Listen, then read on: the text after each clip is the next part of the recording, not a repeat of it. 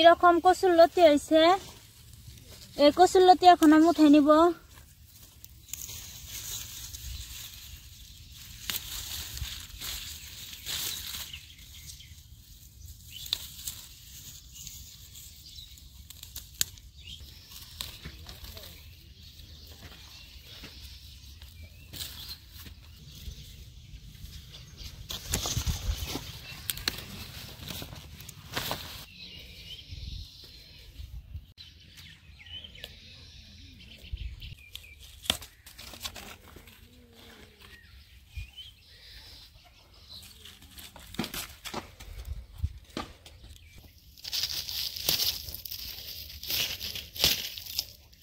Wow, কি সুন্দর কচুর লতি।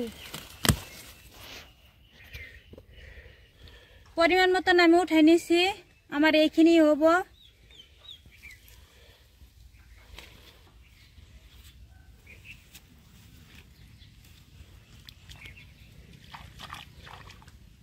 এখন আমি জল দিয়ে ভালো করে ধুয়ে নিব।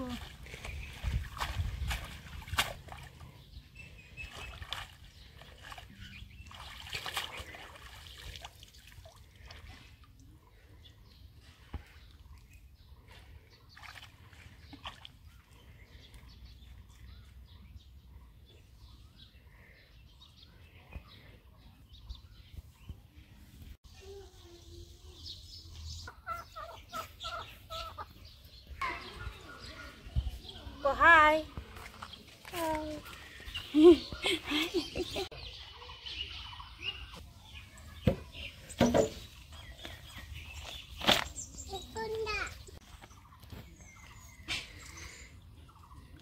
বন্ধুরা, এই কচুরলতি দিয়ে ডিম দিয়ে ভাপা রান্না করবো আজকে আমি।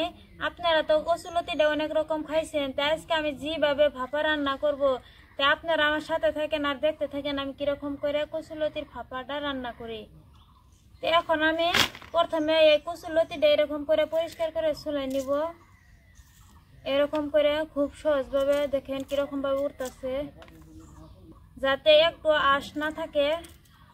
পরিষ্কার করে এরকম করে আঁশটা ছাড়াই নিছি, দেখেন কিরকম ভাবে আমি ছাড়াই নিছি। এখন এরকম করে কেটে নিব। এই যে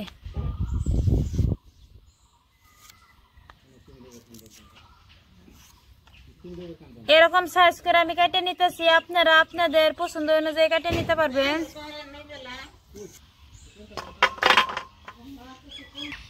আমি সব কচুরলতি ভালো করে পরিষ্কার করে নিছি, দেখেন একটু আঁশ নাই। এখন আমি অল্প পরিমাণে লবণ দিয়ে মাখাইয়া 5 মিনিট সময় রেস্টে রেখে দিব।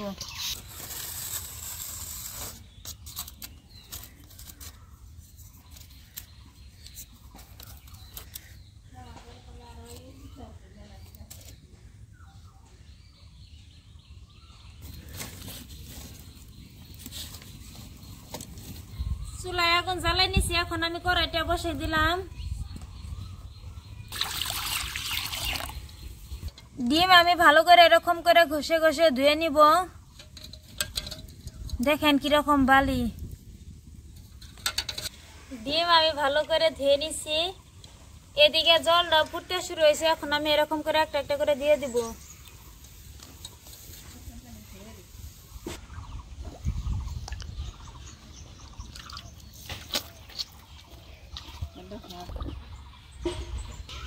বন্ধুরা, আমি 4-5টা কাঁচা লঙ্কা গাছ লাগাইছিলাম একদম ঘরের পাশে। দেখেন একটু ঘরের সাথে লাগাইছি, অল্পনি জায়গা আসলো তাই ভাবলাম যে আমি 2-1টা কাঁচা লঙ্কা গাছ লাগাই, তাই লাগাইছিলাম। দেখেন অনেক কাঁচা লঙ্কা ধরছে।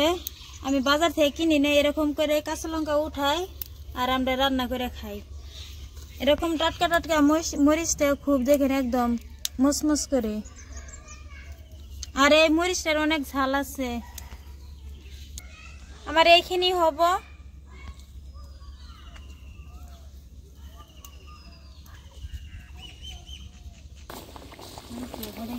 একটু রোদে শুকাইছি, আরো একটু শুকান লাগবো। এখন দেখেন কিরকম হয়েছে। এটা শুকাইছে, আমি এরকম সাইজের কয়টা মান নিব, বাটবো।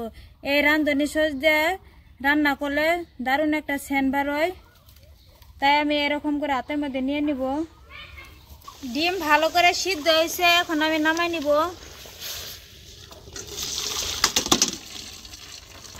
এইদিকে ডিমটা ঠান্ডা হতে থাক, ওই ফাঁকে এখন আমি মশলা বেটে নিব। সরষে আর রাঁধুনি হস, জিরা আর কালি জিরা। আমি এখন অল্প পরিমাণে জল দিয়ে দিছি, এখন আমি বেটে নিব।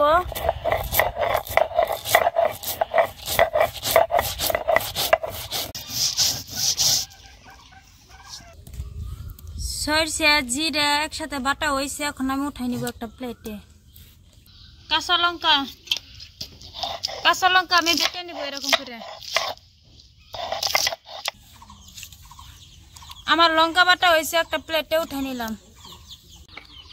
পেঁয়াজ আর রসুন একসাথে বেটে নিব।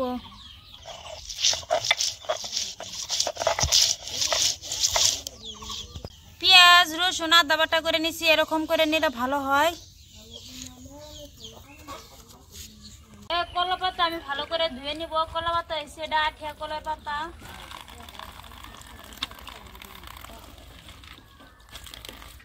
এই ডিম আমি এরকম করে সুতা দিয়ে কেটে নিব। কত সুন্দর করে আমি কেটে নিছি। রাস্তা দিয়ে যখনই যাবে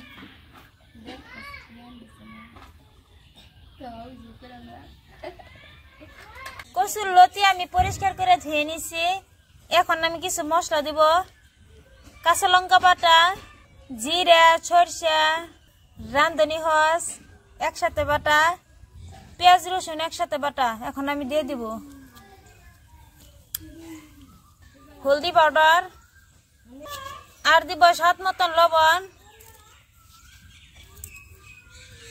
আর দিব সরষের তেল।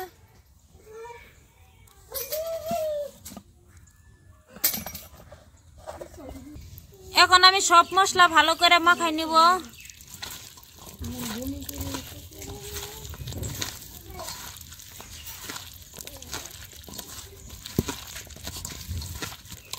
ভালো করে আমি মাখিয়ে নিছি। এখন আমি ঢাকনা দিয়ে 5 মিনিট রেস্টে রেখে দিব। তাওয়াটা বসিয়ে দিলাম। আজকে আমি কচুর লতির ভাপাটা তাওয়ায় ভাপা করব। এরকম করে কলা পাতার মধ্যে আপনারা টিফিন বাটিতে ভাপানি করতে পারবেন। তা আমি এখন দিয়ে দিব এরকম করে একটা করে কলা পাতা। এই কলা পাতাতে এখন দিয়ে দিব সরষের তেল। এখন আমি ভালো করে এরকম করে ছড়াই নিব।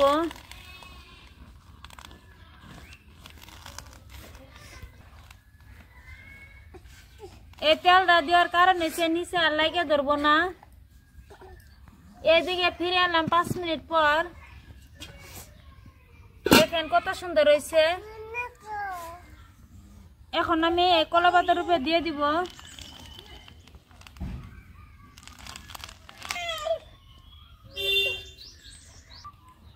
অল্প পরিমাণে মশলার জল দিব।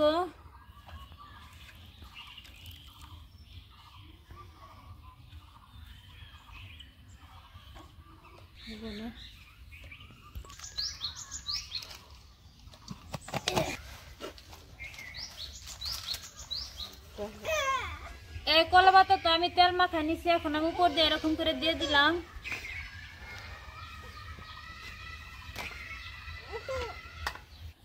এখন আমি ভালো করে ডাইকে দিব এরকম করে। হালকা আছে, আমি 5 মিনিট সময় জাল করে নিব।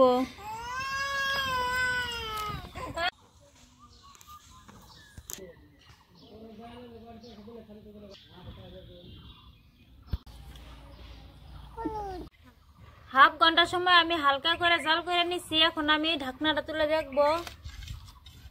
দেখেন কলা পাতাটা একদম পুড়ে কিরকম হয়েছে। এরকম হয়েছে।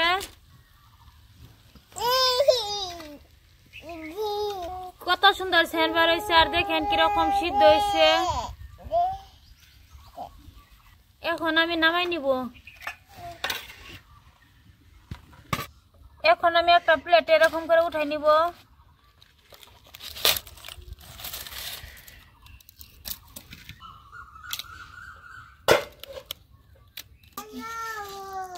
দেখেন বন্ধুরা কত সুন্দর হয়েছে আর কত সুন্দর সেন্ট বার হয়েছে। আজকে রান্নাটা কচুর লতি আর ডিম দিয়ে আমি ভাপা রান্না করছি, দেখলেনি তো আপনারা আমি কিরকম করে রান্নাটা করলাম। এখন আমি খাবো, গরম গরম ভাতের সাথে খেলে তো আর কোনো কথাই নাই।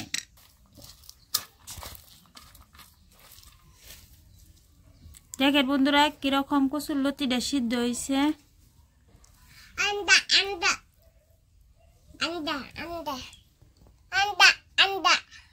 খাও, টাটা দো সিনেডা কে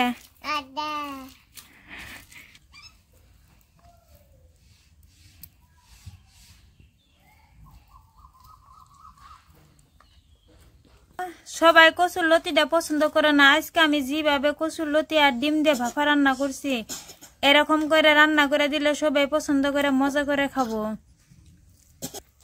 যে বন্ধুরা আপনারা তো ভাবতেও পারেন যে গলার মধ্যে শুকলাইতেছে, তে একটু চুলকানা, কিন্তু খাইতে দারুণ টেস্টি হয়েছে।